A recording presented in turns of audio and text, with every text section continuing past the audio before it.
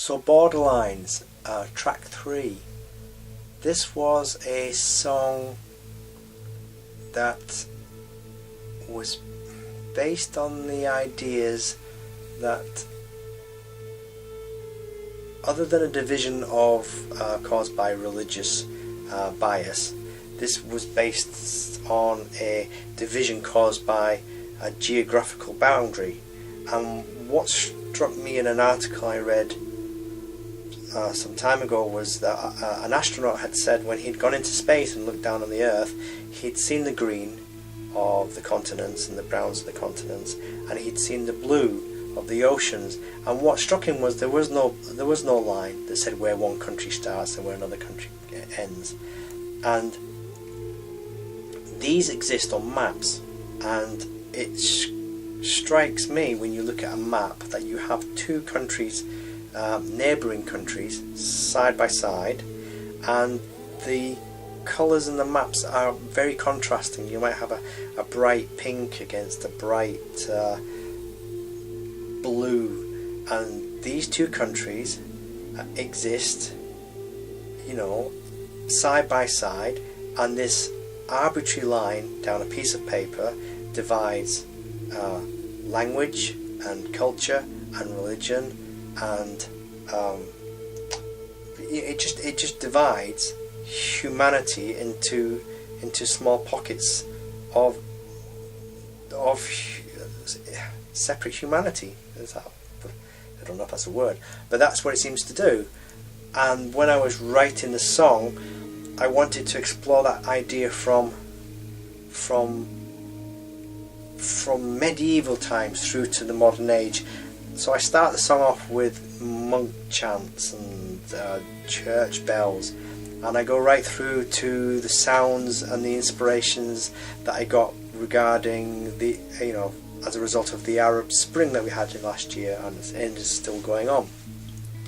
And this idea that these borderlines, these lines on a map, are being transcended nowadays because the internet exists, and by a touch of a button or logging onto the internet, we can communicate with anyone around the world, and these once physical boundaries, or these geographical boundaries, are now transcended from wherever we are by us being able to look at how other people live, and it dilutes the differences between us all, and it's a good thing.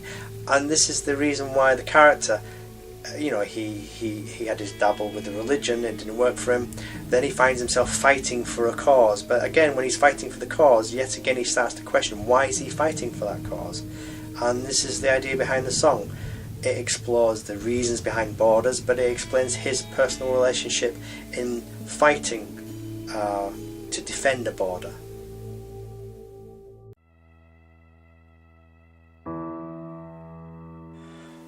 Tears is, I suppose, a song where the character who had been fighting in Borderlines had a bit of an epiphany, where he realised that the person he was fighting against was basically the same as he was.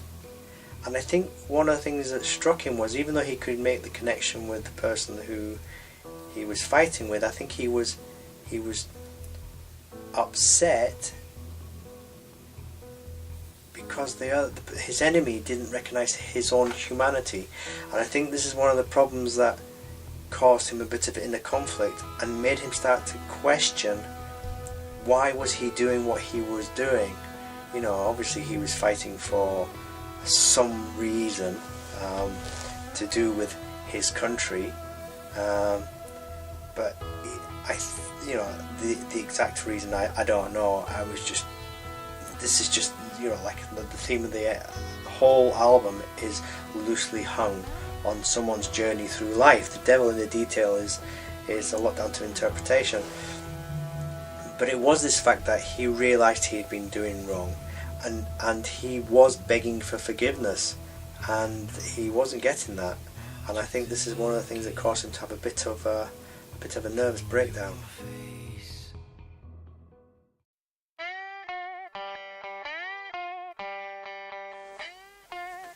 So You Know is the song which deals with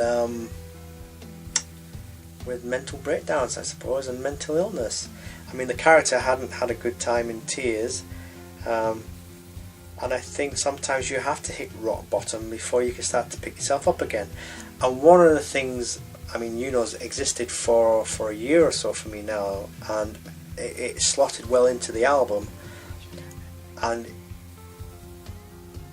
the song itself discusses this idea that of mental illness, and with a physical injury, I suppose you can see it. There's a physical manifestation, but with a mental illness, it's very much you can't see what's happening in someone's brain. And there's this idea that with a mental illness or with the brain, it's not 100%. It's not a binary equation. It's not 100% correct and 100% healthy and then broken. There's a gradation between mental health and mental ill health, and I suppose we're all placed on that spectrum. Stress, anxiety attacks, phobias, these are all different I suppose manifestations of a mental health issue, and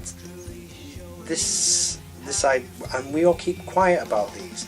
We don't discuss these with our friends, we don't discuss these with our work colleagues, and this is what this song is about. And it was this idea that, as I said earlier, he needs to hit rock bottom before he can push himself together again. But it's this idea that we do make assumptions on what people are like, and mental health is one of those issues which we would maybe be a bit uncomfortable with someone if they were to turn around and start openly talking about their health issues, especially their mental health issues, because you don't know whether they're going to start going bonkers or I don't know. There's just certain taboos about mental health which I think, yes, they've got much better over the last 100 years or so, but I still think we have a long way to go when it comes to considering mental health issues in the same way as we consider physical health issues. And that's what this song was written about.